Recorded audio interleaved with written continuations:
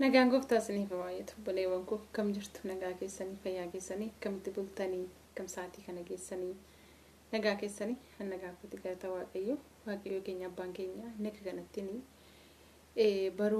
barootatti nu kennee ji'atti nu kennee akkuma kana immoo guyyaatti nu kennee eegumsa isaa nu ramadee akka kanattiin nu eegee nu geggeessee guyyaarraa kana immoo kun kanattiin bishaan nu fakkeessee nu dhaabee galata keenya fudhatu. Akkam jirtu nagaa keessanii dafoo isin jirtanitti nagaatu isin barbaachisa. Anas nagaatu na barbaachisa. Jalqabni jiruuf jireenya dhala namaa nagaadha waan ta'eef nagaan hunduma keenyaaf haa baay'atu.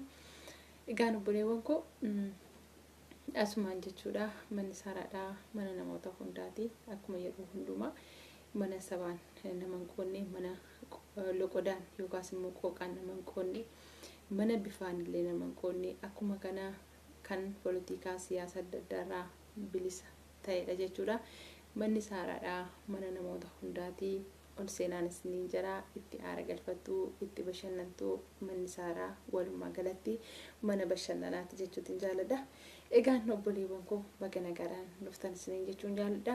Warreen akka tasaa maatii koo naaf hin taane jechuudha. Maatii koo ta'uudhaan sabiskiraayib gochuudhaan maatii koo akka taatan kabajaadhaan isin gaafadha. Warreen immoo maatii koo taatanii jirtan wantoota torbee keessatti yeroo sadii isinii dhiyeessu kana hundumaa jechuudha. Chaanaala keessa jalatti sheerii gochuudhaan namni kamiyyuu ilaaluuf dhaga'uu kan qabu waan ta'eef namni kamiyyuu jechuudha. Namni kamiyyuu wantoota dabarsuu amantii kamiin hordofuu kutaa kamiin haa ta'uu afaan kamiin haa dubbatu abareedu haa fokkisu wantoota dubbadhuu fi irratti tukureetii godhaa jiru jechuudha. Namni kamuu dhaga'uu argu qaba jedheetii yaada. Kanaaf jennaan namoonni teessanii dhaggeeffatan hundumti keessan kan viidiyoo kana hordoftan hundumti keessan jechuudha. Wantoota torbee keessatti dhugaatii ilaalchise jechuudha. Yeroo sadii isiniif gadhiisu chaanaala keessan jalatti yookaas koomunitii keessan jalatti sheerii kanaa gootan kabajaadhaan isin gaafadha. Kun afeerraa kootii jechuudha. Egaan ittuma dabalata jechuudha. Ittuma dabalata wanti na kofalchiise tokkotu jira jechuudha. Asii gara keessaan fudhadhee dhufeera jechuudha.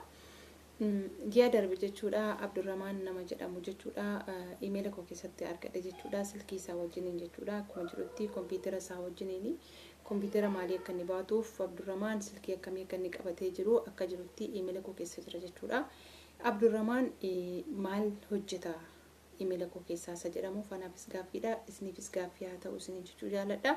Abdurrahman namni jedhamtu jechuudha. Imeela Abdurrahman jedhamu kan jooraa jirtu kan walii gadi kaachaa jirtu imeela koo keessaa maal hojjetta mana koo keessaa maal hojjetta warreen callisanii mana namaa luf jettan jechuudha. Of kabajaa keessan eeggadhaatii taa'an isiniin jechuu jaaladha. Akkuma kana kun ji'a darbeedha jechuudha. Ji'a darbee akkasittiin jechuudha. Of keessaa baasee jechuudha. Ammas jechuudha. Nama kompiitara fayyadamu kompiitarri isaa maal akka jedhamu jechuudha. Maqaa isaa wajjin qabadheetiin jira jechuudha. Dhiifamaa wajjin of kalchaa garuu jechuudha. Egaan obboleewwan koo jireenya mataa keenya haa jiraannu guys. Jireenya mataa keenya saaraan chaansii ganamatti waaqayyo ishee rukutee ishee ittiin uumetti qabdi. Chaansii seetti fayyadamuun dirqama jechuudhaan.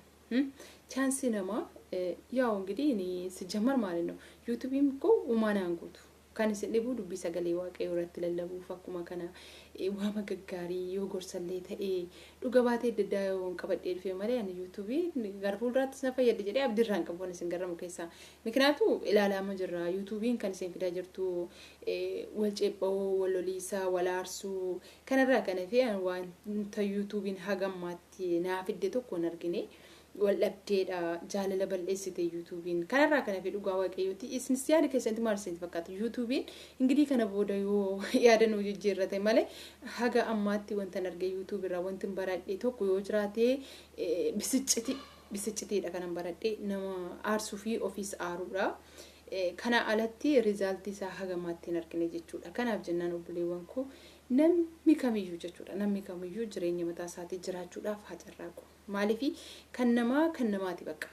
Kan namaati kan keetti jiraadhu rakkoon tokko hin jiru. Isumatu si ga'a jechuudha. Nagaa baraa jedha sagalee waaqayyoo. Nagaa jedha. Fakkeenyaaf YouTube irraa wanti nu argannee nu ga'a jennu hin jiru garuu anyway sagalee kee dabarfataa jirta.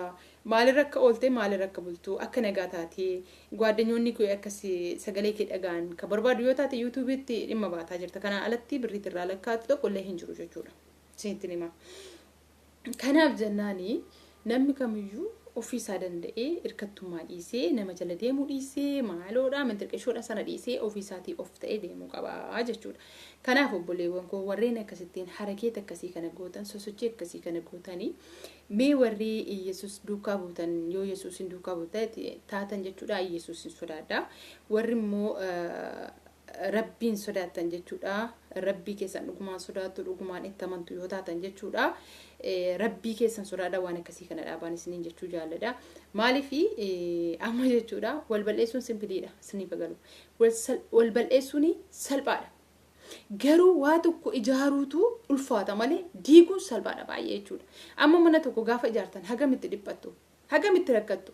Garuu gaafa diiddanoo akkasuma keessaa luqqiftanii gaggattu jechuudha. Silazii wal bal'eessuun baay'ee simpiidha.